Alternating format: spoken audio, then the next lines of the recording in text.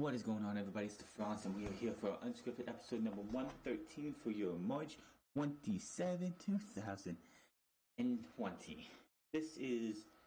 We are a week, we should be talking about a week before we get to Raymond James Stadium, Tampa Bay, TakeOver Tampa Bay, the Hall of Fame, and Wrestlemania coming to you all three nights, including SmackDown in there as well. And things have just been so bad. We've had government shut down so many things, like the CDC and other ones, with this big pandemic going on, that everything has to be shut down to a bare minimum, which was absolutely stupid for our country to do this, but hey, that's neither here nor there. But it's affected professional wrestling. AEW, WWE, they have money for now to, keep themselves afloat, I guess. I mean, WWE, if they wanted to, Raw, SmackDown, and NXT, they have hundreds of episodes of all three shows to fall back on. If WWE wanted to do a best of Raw 2000 of the decade of the 2010s, they could do different episodes for the next 4 or 5 weeks after PCMANIA is over. SmackDown, same exact thing. NXT, yes, it came around in 2012, but they still have about 8 plus years of footage 8 years of footage to go out there and give us shows. If they wanted to just do highlight films for the next 6 weeks, ratings would suffer. That would be a problem. But if they have to do that, they have to do that. And then, of course, next week, originally was supposed to be a one-night Wrestlemania that was going to have 15 to 16 matches going from 5 o'clock in the afternoon till after midnight. We were going to have Edge versus Randy Orton, Roman Reigns versus the Universal Champion, Brock Lesnar versus Drew McIntyre, Rhea Ripley versus Charlotte Flair, Becky versus Shayna Baszler, and so on and so forth. And 2 weeks ago, all hell broke loose. WWE reaping the rewards of the investment that is known as the Performance Center, because they have this close set and they can run every show that they need to out of this Performance Center for a little bit. I mean, they are taped up to WrestleMania, they are taped PCMANIA, they taped the night after PCMANIA. NXT is probably taped all the way through April, so I don't think NXT is going to have a problem there. The only thing that's going to be a problem is that SmackDown is not taped after PCMANIA. They did not do the SmackDown after Mania to keep themselves going for at least another week. They didn't do that. Why? I don't have a damn clue. That's what I would have did. I would at least went all the way up to that week, so you can be like, hey, we got everything going. And then Friday or Thursday, it came out that one of the big marquee matches of this Mania, whether it was in Raymond James Stadium or in the Performance Center or Timbuktu, was Roman Reigns unjustifiably getting another Universal Championship opportunity, even though he did nothing to deserve it. He did nothing to earn this title shot. Came out on SmackDown in the first week of this entire shutdown, to where it was just him, and Michael Cole in the middle of the ring. And he justified this by saying, well, I'm main eventing a show in Youngstown, so why can't I main event WrestleMania? Doesn't explain why you're getting a Universal title match, because it doesn't mean that, yeah, you might be main eventing a house show, but a house show does not equate to a big event like WrestleMania. So that doesn't work out for me. But it comes out that Roman Reigns will not be in this will not be a part of this Mania show.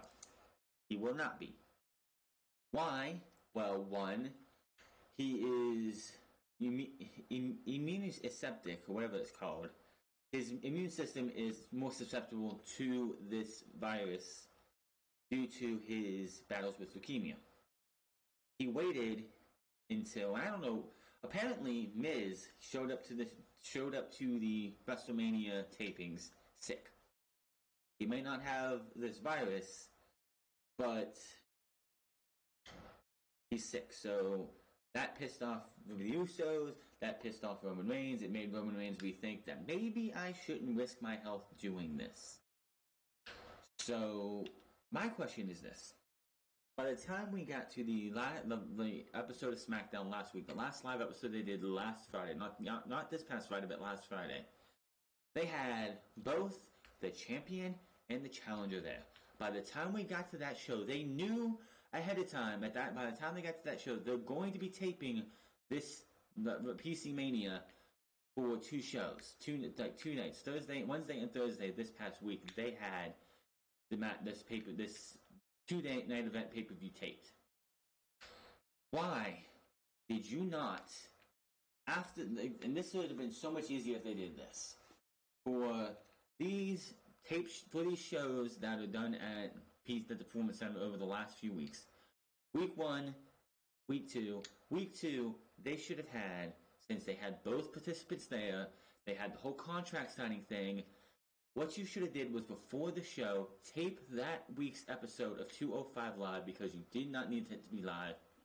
You have the stare down between those two, and then you have whatever you want to book for the next 3 weeks between these two.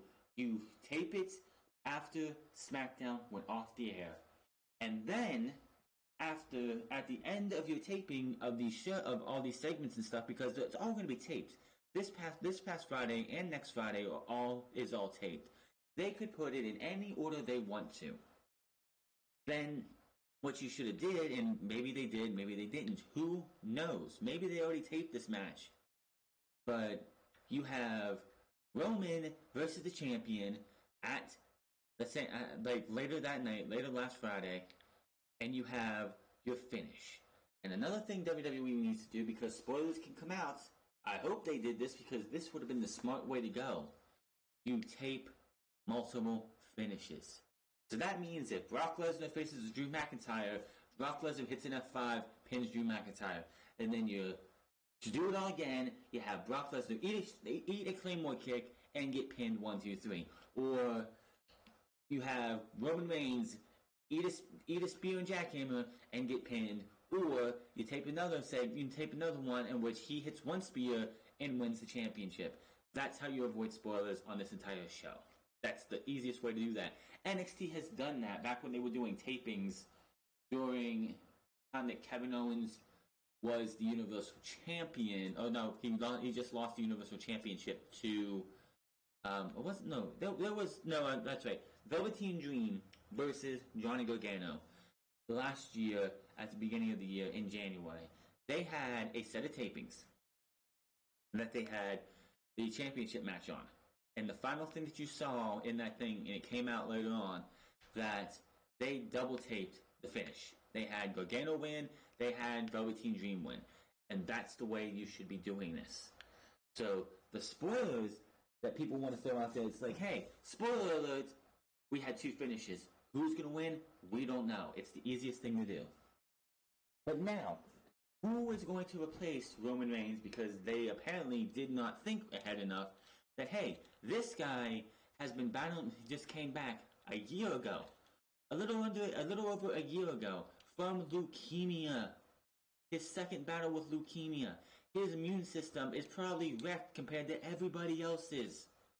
Including a Jerry the King Lawler, including a Vince McMahon, anybody else in WWE, he probably has the worst immune system of them all because of his double battle of leukemia over his entire life. So, when you got both guys there for one episode of SmackDown, why not take everything that you need for these guys? From the angle that they're advertising next week, to the match itself.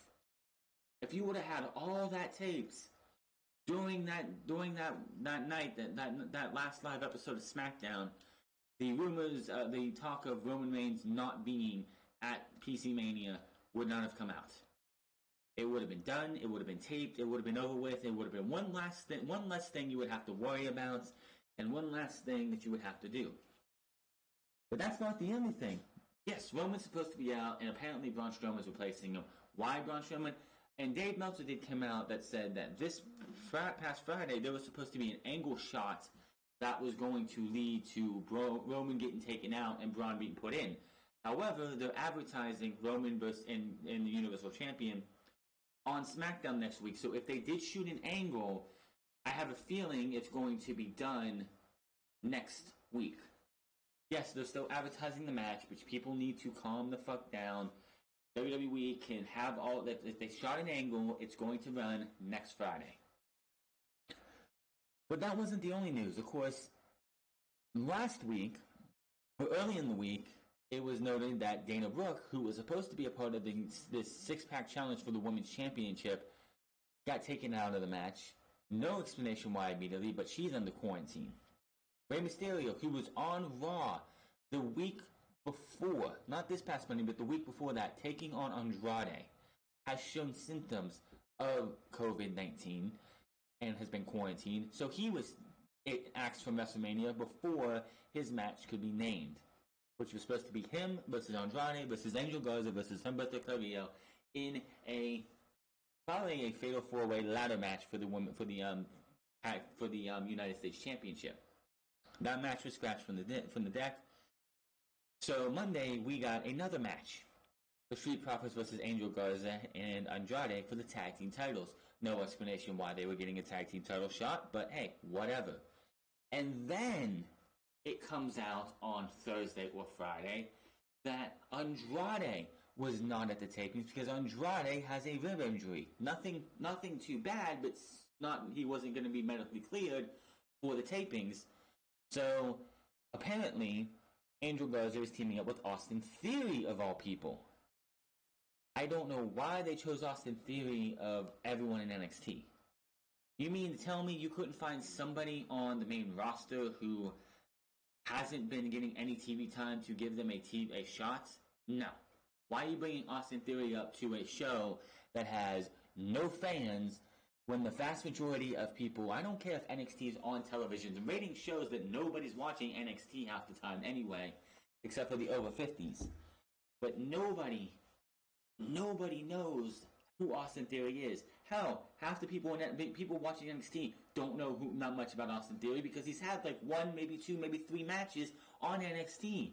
How are you going to bring somebody who was just fresh and new to NXT up to the main roster for PCMANIA? Like, I can understand if Austin Theory has been down in NXT and has been there for about a year or two, has been wrecking people left and right, and has been carving out a career in NXT, former North American champion, maybe former tag team champion, maybe former NXT champion. They're bringing him up because they have nobody else. If it's Austin Theory, why the fuck would you bring this guy up? It makes no sense. There were other people out there. Hell, Isaiah Swerve Scott would be a better choice because people know who he is and knows what he can do. Leo Rush, bring him up if you have to. Somebody. But why are you bringing up Austin Theory? Was he the only one available? If that's the case, then so be it. But I'm sure you could have found somebody else. Literally somebody else to give that to be in that place. Then, of course, also on Monday we will announce that it's going to be Bobby Lashley versus Aleister Black. And then Bobby Lashley was off on an overseas tour when all hell broke loose. He was on an overseas promotional tour, which WWE does this from time to time with talent they're not using on a regular basis all the time. Like when Sheamus went away with injury and he was cleared to compete, but they weren't ready to use him, he was doing overseas tours and spreading the word of WWE.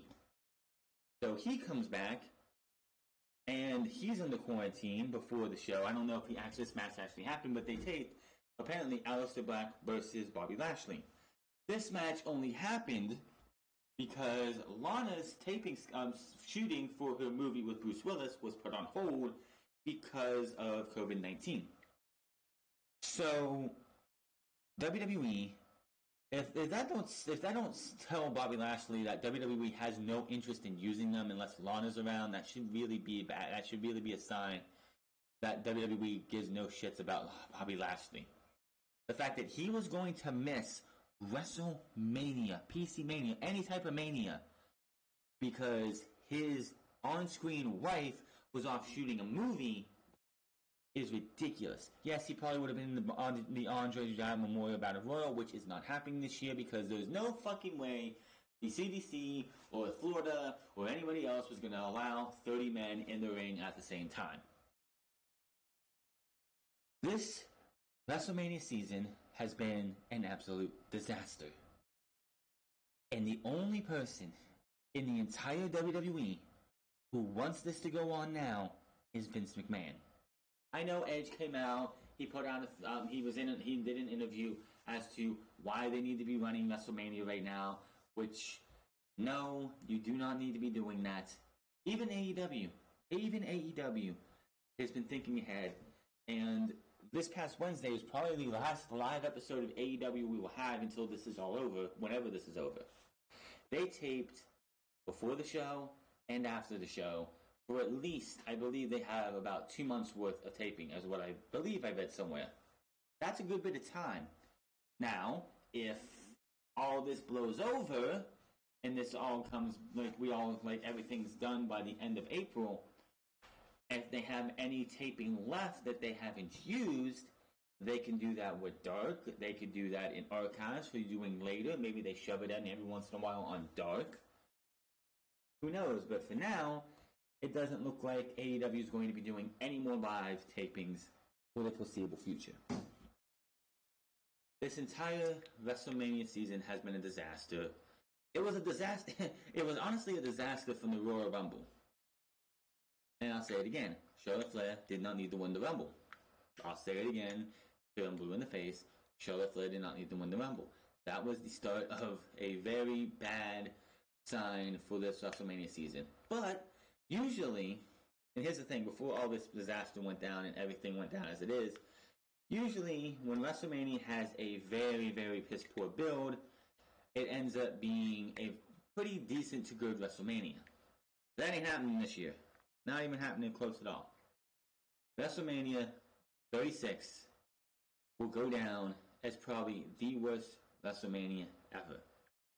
The top two worst WrestleManias of all time are WrestleMania 9 and WrestleMania 32, which, by the way, they showed us the main event of WrestleMania 32 on SmackDown.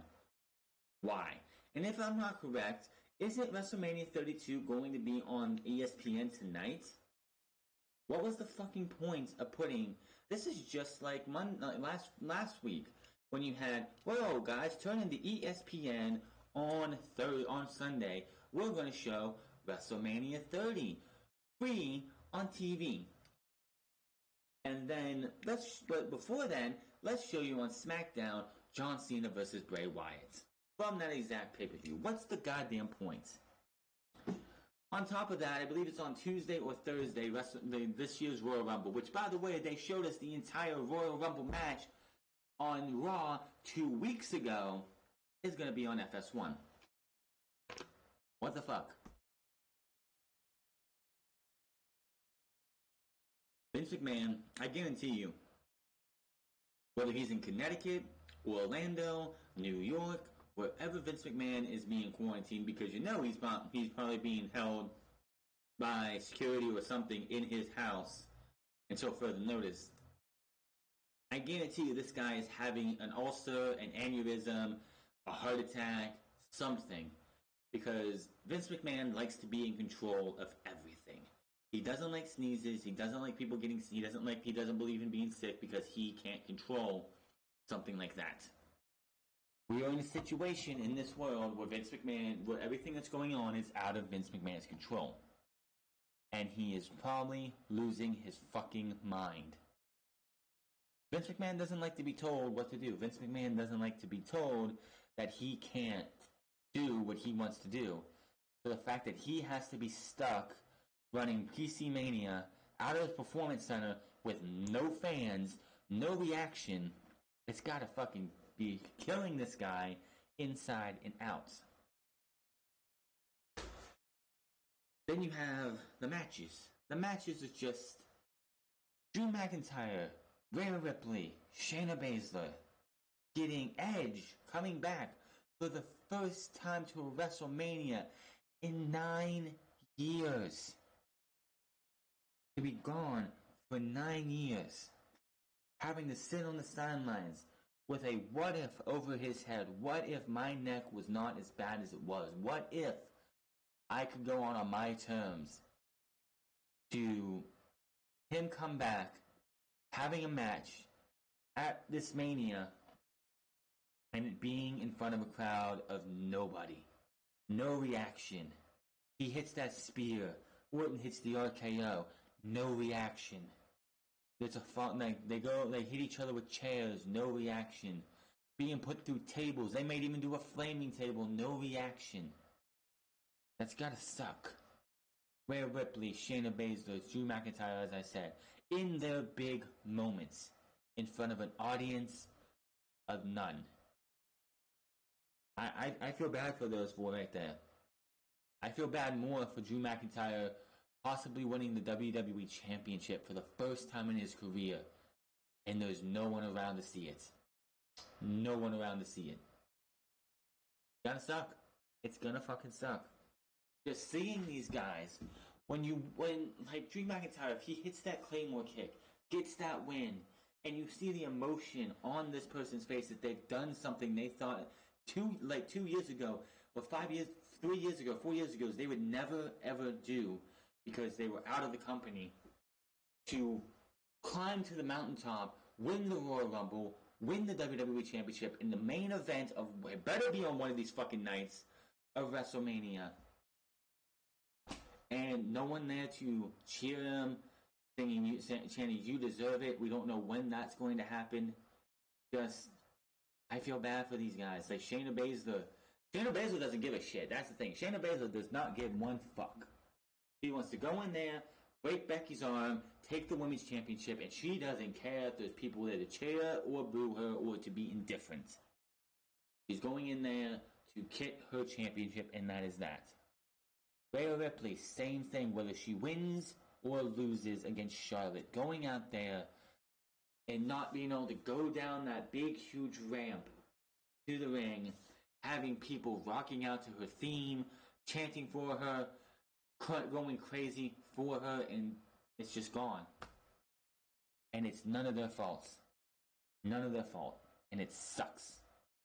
I don't give a damn about that Universal title match. I don't give two shits about it.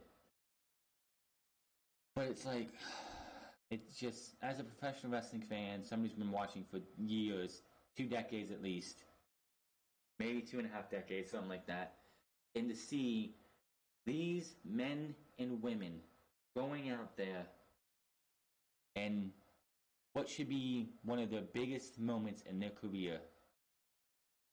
It's going to be, you know how every year we see flashbacks of previous WrestleManias and we get to see big WrestleMania moments? This will be one of the worst WrestleManias, if not the worst, and it'll be the WrestleMania that everyone forgets. This WrestleMania will be Chris Benoit. We'll talk about that in a bit too. What I thought about the Dark Side of the Ring Part 1 and 2 of the Chris Benoit story that they did. But I guarantee you, because usually when we get the SummerSlam, Survivor Series, on to the next Rumble, and the year out, like, we remember things that happened at the previous WrestleMania. They'll show highlights. How many times have we seen Kofi Kingston hit the Trouble in Paradise and pin Daniel Bryan last year to win the WWE Championship? Countless times, just not on WWE, everywhere. Seth Rollins beating the Beast at WrestleMania and pretty much squashing Brock Lesnar. How many times? Many times. Nobody is going to want to see, after it's done and over with and it's in the can and it's actually in continuity, as in it's been shown, nobody's going to want to sit there and remember Drew McIntyre versus Brock Lesnar, Rhea Ripley versus Charlotte Flair, Becky Lynch versus Shayna Baszler, and so on and so forth. Nobody's going to care about this show. This show should have been postponed. I know Vince McMahon wants to get it out because he's always had a WrestleMania in April or March before Easter. And it's not fair to those who have that big moment. Edge has had multiple big moments. I know, yes, this is his first WrestleMania in 9 years. But having it in front of nobody, he won't even have, like, doing his pose on the thing and having all the pyro behind him. Not there. Having a bloodbath of a match against Randy Orton. It's not going to happen. It's just, and then like Dolph Ziggler and Otis was made on Friday. Dolph Ziggler and Otis. This has been going on. Otis has been clamoring for Mandy Rose for 2 or 3 years. Whether it was in continuity or not, but everyone, it was just, every so often you would have Otis have a thing for Mandy. Even mentioned about on the bump a couple months ago. So they set up the storyline where she's being nice to him, he's being nice to her, and back and forth, back and forth, back and forth. Valentine's Day is the day of their date. Conveniently ended up on Friday. SmackDown was on Friday, and conveniently Valentine's Day was on SmackDown for this year. So they set it up. He gets a text that she's going to be late. He holds himself back to wait for her to be there. Which, first off, I don't give a shit if a woman tells you she's going to be late. That means you better be getting to the restaurant or wherever the fuck you're meeting ASAP. But anyway, at the end of the show, he gets to the restaurant. He turns the corner to go to his peach. Dolph Ziggler has swooped in and stolen Mandy from him. And for weeks and weeks, it looked like Dolph Ziggler was going to have his way and he could torture this guy. He tried to get him back at the Elimination Chamber. That didn't work out. And then last week, Dolph Ziggler rubbed it in his nose one too many times, and Miz and Morrison paid for it with a couple chair shots. So what happened this week? We got Otis and Tucker coming after Dolph Ziggler, referees and people getting in the way, and Dolph Ziggler making a match for this PCMANIA. This match needed the crowd. The crowd that is fully 1,000% behind Otis Dozovich. 100,000% want to see this guy beat the brakes off of Dolph Ziggler and take his woman back. And you're going to have this match at PCMANIA in front of nobody. Dolph Ziggler, Otis needs a fucking crowd. I know you can't just hold it back and be like, well, we'll pick it up in 6 months. Or we'll pick it up in 2 months or so. And it's the fact that this is just going to happen like this and there's nothing that's going to be done about it. Otis versus Dolph. Taped, done, in the can. And it's the fact that you got that emotion coming from Otis. Otis beat the hell out of the Miz and Morrison last week with a chair. If the crowd was there, it would have felt a little bit more impactful. You need a crowd for professional wrestling. And the fact that these two companies, AEW, WWE, are still going on, it sucks. They have to do it because if they don't, they renege on their contracts with their companies, with their TV partners, and they don't want to do that. So it's going to be interesting to see what happens, but PCMANIA is an absolute disaster. Let's talk about the dark side of the ring. Vice did a hell of a job. This was by far one of the best. This was one of the best documented. I love the 24 specials. I just got done watching the R-Truth one on the WWE Network, which that was awesome. But this was something that WWE would never do. They would never bring this guy up again. In 2007, I believe it was June or July when this all happened. The Tuesday after all this happened, Chris Benoit, Nancy Benoit, and the Benoit family are dead to the WWE. This tragedy needed this. And you just find out things that you, like, as a fan, as somebody who watches the shows, you would never ever know. Like Jericho talking about back in the Japan days when they were wrestling in Japan, it was a non-televised show. Him and Chris Benoit were having a match. And Benoit messed up on a kick or taking a kick, he felt like he exposed the business. Now, usually most people would be like, yeah, you know what, bad day at the office, bad move. I'll go watch tape if there's tape of it, which there probably wasn't because that's not WWE. They didn't film everything, but I'll shake it off and I'll get back in it next time. No, that's not Chris Benoit. Chris Benoit would do crunches or exercise. He would do over and over and over, like 500 of these, just to as a way of punishing himself for screwing up. And like the hardest part for me was, of course, the Eddie Guerrero portion. Him and Eddie, well, of course, and it's funny because usually when you hear about best friends in the professional wrestling business, usually they fucking hate each other from the beginning. And apparently, back when Eddie Guerrero was Black Tiger in New Japan and Chris Benoit was Pegasus Kid, Eddie Guerrero hated Chris Benoit because of how tough he worked and how stiff he worked. They ended up becoming the best of friends. Another thing that I never knew, Eddie Guerrero was religious. Chris Benoit was not religious.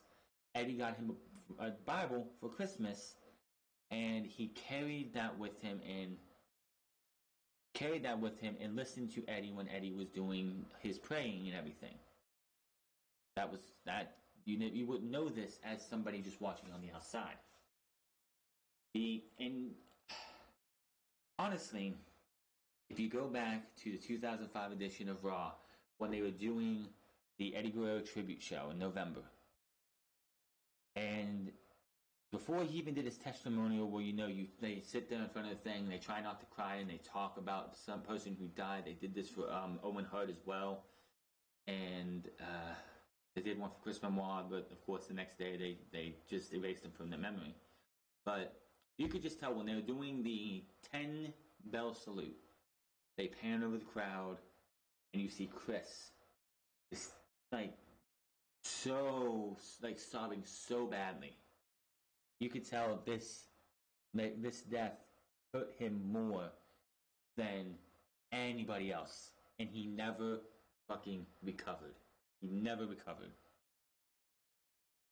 One thing that, if you watch this all, and if you still have the conspiracy theories of, Kevin Sullivan was the one who killed them and yada yada yada, I'm not gonna. If you still believe that, I'm not gonna tell you any different because your mind's already made up, and there's nothing I can do to tell you otherwise. The one lesson that you learn from this, over anything, is how quickly if you are somebody who builds up your reputation and you become an iconic figure to somebody, like a superhero to this person, like Ricochet calls himself the WWE's resident superhero. Well, fans or kids look up to him as a superhero. It took him a while. It takes you a long while to get kids to look up to you and respect you like that. Or larger than life athletes. Hogan went from being the most over guy in the 80s and the 90s and the early 90s to being the most hated and everything. And in one foul second, with the videotape of him saying the N-word, all his credibility went by. Chris Benoit, one of the most technical, most gifted athletes in the entire wrestling world ever. Probably the best of that.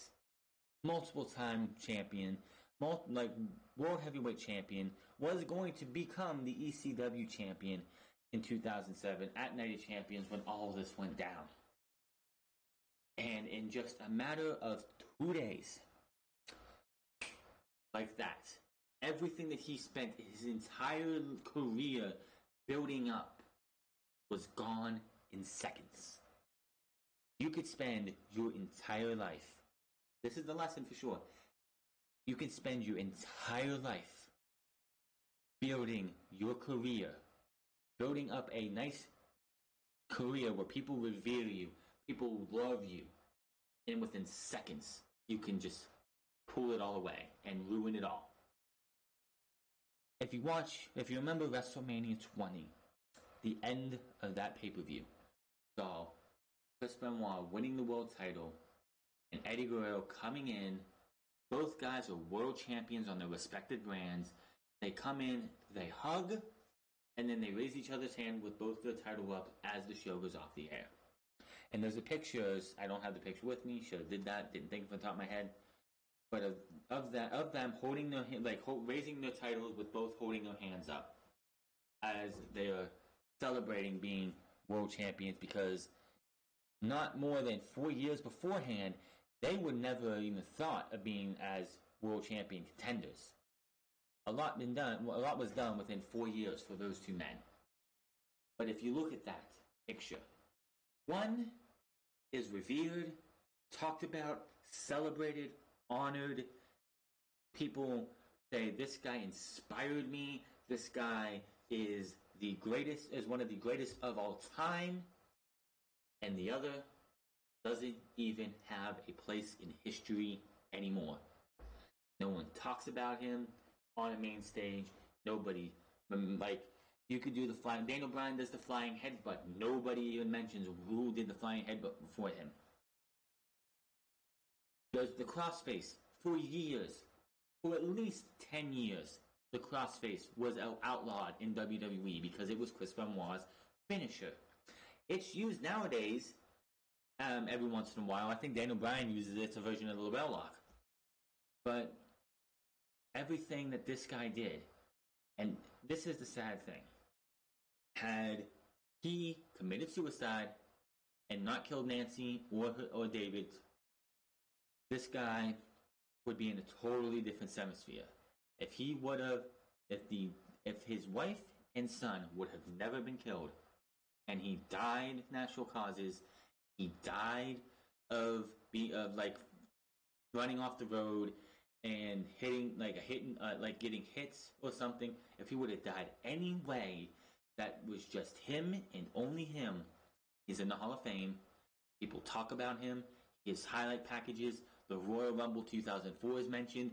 The highlights of the WrestleMania moment of Eddie Guerrero and Chris Benoit winning celebrating their championships at WrestleMania 20 would be played every year, every other year, because of his son and wife being in this entire tragedy.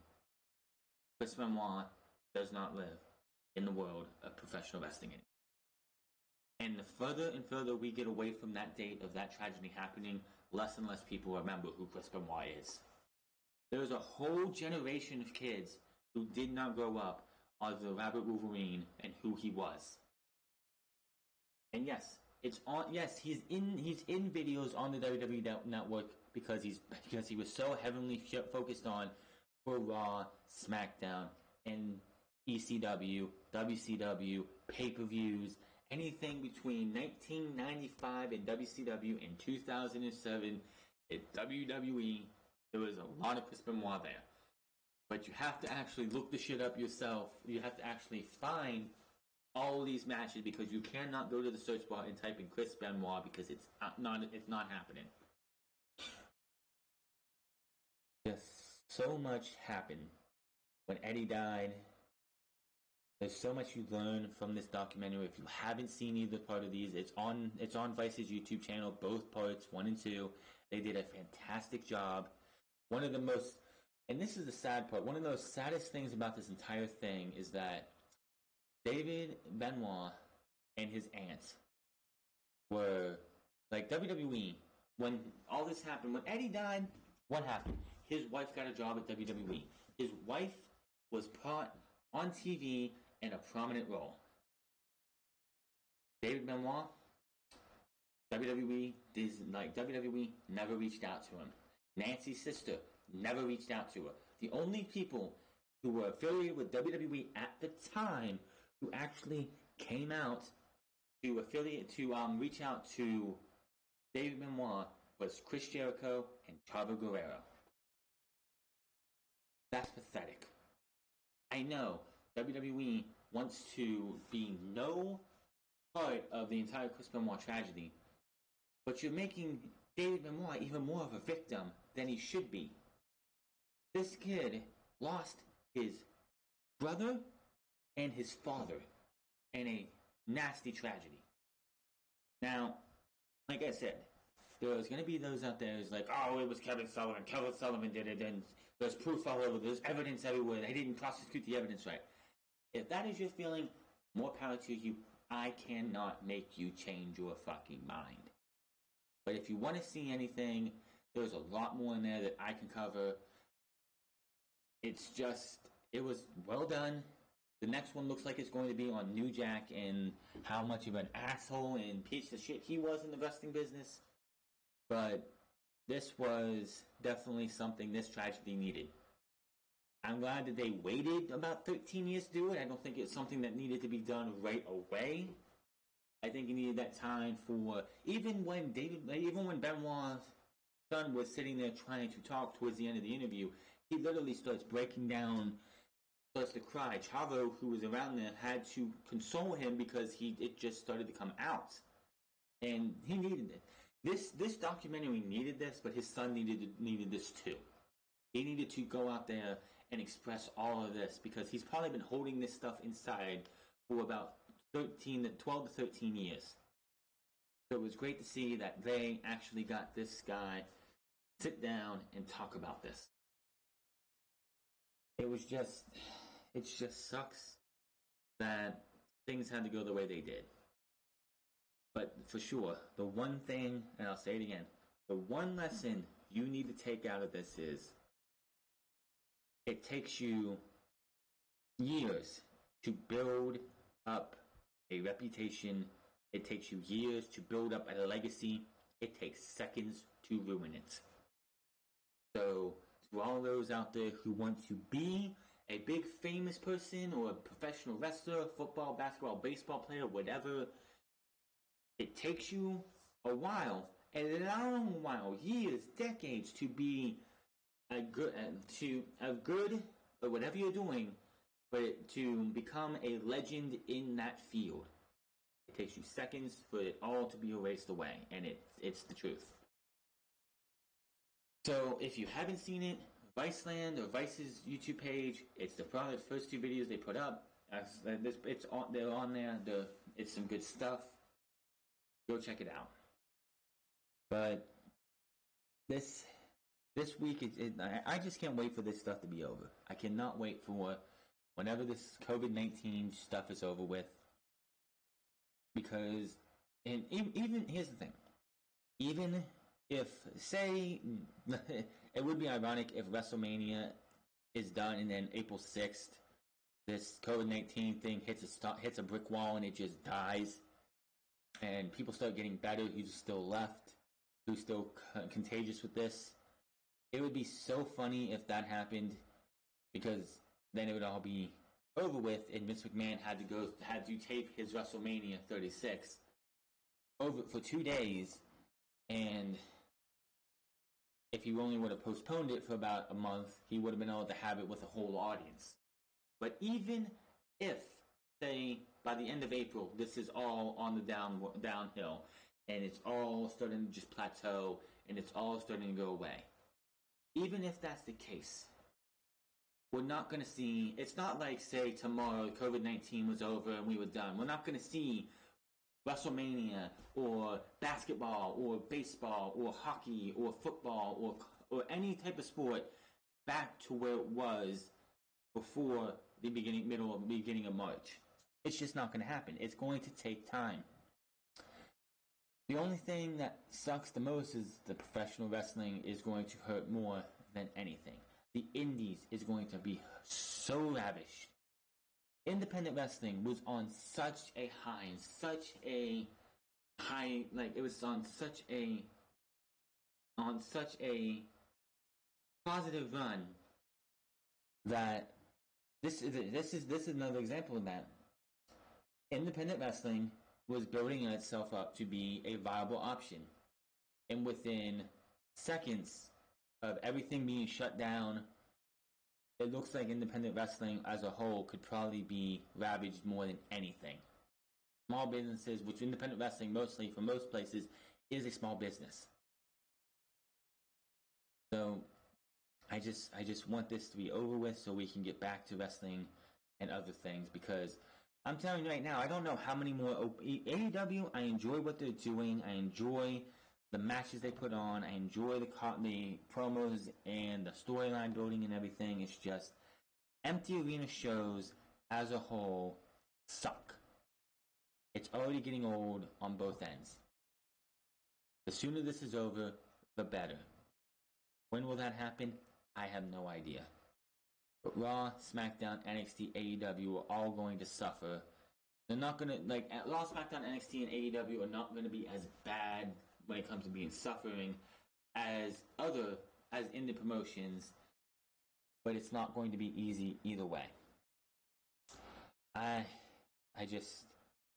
wish Vince McMahon would have heeded people's advice and actually postponed PCMANIA. So it wouldn't be PCMANIA, it could be Wrestlemania in Raymond James Stadium or in the Garden or wherever the fuck else it could be.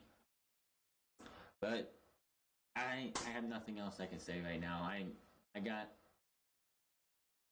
It's just, there's so much to be talking about, and probably, I'm not sure, it's just WrestleMania over the last 4 or 5 years has dipped in quality every single year since the WWE Network came into since WrestleMania 30. WrestleMania 30, I think, was the last good to great WrestleMania because of Daniel Bryan and because of Daniel Bryan. That's no way fans or buts about it, because of Daniel Bryan. And everything else has just fall from there. And then this WrestleMania is going to be the worst. Let me know in the comment section below what you think of everything that I talked about. What is your thoughts on the Vice Dark Side of the Ring, which is honestly a really, really good documentary series. But let me know what you think of both parts of Benoit, part 1 and 2. Was it necessary? Was it a good feeling? What were your feelings coming out of it? And let me know what you think of the disaster known as PCMANIA. We have, by this time next week, one half of this show will be over with. I will not be doing a review until Sunday or Monday. I am going to do both shows at the same time, simply because I can't even come to myself to watch this. It's going to be so hard to watch PCMANIA. But hit that subscribe button, comment down below, like what is like this video. Find me on Twitter at The France Club. Find me on twitch.tv/The France Club. Find me on Instagram at The France Club. And I will see you guys tomorrow for what is to be a taped episode of Monday Night Raw. Until then, my name is The France, and I'll see you guys later.